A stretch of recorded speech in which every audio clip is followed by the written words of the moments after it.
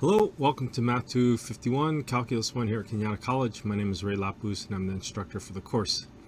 In this video, we will be diving into section 3.5.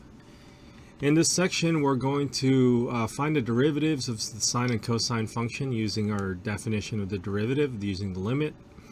We're going to then find the derivatives of the rest of the 6 or the other 4 trigonometric functions, and then from there doing some calculation of derivatives of higher order derivatives for the sine and the cosine function. So to derive the formula for, let's say, for the sine function, we would use the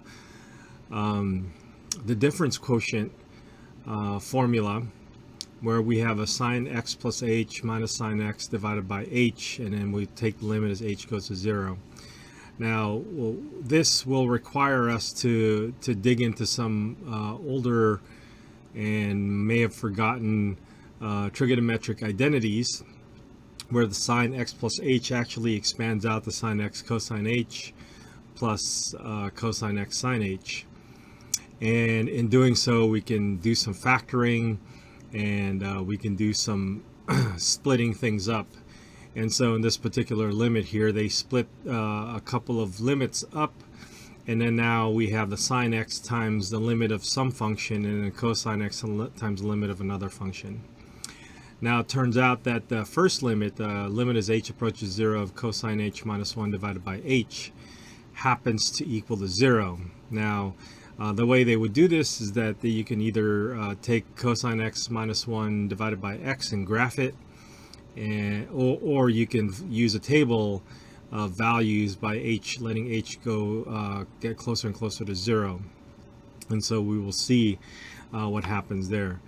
Now, there's going to be a more elegant technique in the future where we can find this limit, because right now the limit is 0 over 0, and we said when we have something like that, it's indeterminate and it's not equal to 1, not necessarily, but there's going to be a more mechanical way, elegant way of finding this limit. But for now, we're gonna plug in some values and or look at the graph and see that this in fact goes to 0, and then sine h over h, another 0 over 0, which is indeterminate. This one happens to go to 1, and so your limit here is 1. So in the end, the derivative of sine will just end up being the cosine function, and so that is going to be one of our very important derivatives that we'll need to remember.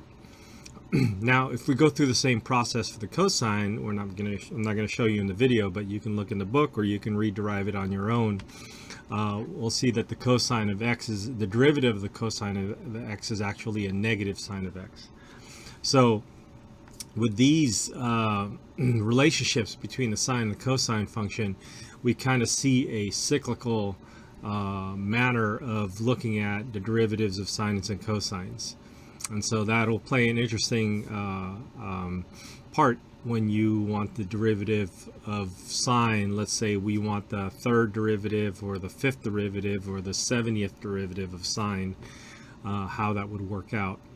We could find it quickly instead of just rederiving 70 times or whatever, just finding a sort of pattern between these two relationships between the sine and cosine.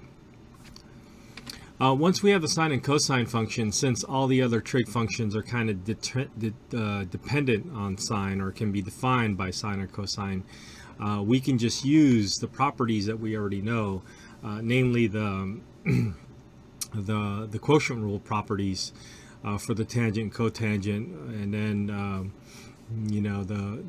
the secant is 1 over cosine, and so you can find the derivative of that as well. So in any case, here's an example where we have the tangent of x is sine over cosine. We use the quotient rule, and then we get a cosine squared plus sine squared on the numerator, and so that's just equal to 1. So we have 1 over cosine squared x. Well, that simplifies to secant, and usually there's a relationship between the tangent and the secant, and so instead of writing the derivative of tangent as 1 over cosine squared of x, then we would write it as 1 over, or not 1 over, but just a plain old secant squared of x. Okay, we can do the same thing for the cotangent, the secant, and cosecant, and then we'll get these other formulas for the rest of the trigonometric functions. And so these things are worth deriving one time, and after you've derived it once, you can just look at these formulas or look up these formulas whenever you need them again, and you use it enough times, eventually you'll just memorize the formulas, and then that won't be an issue anymore. Okay, so that's the layout for your derivatives of trigonometric functions in section 3.5. Good luck.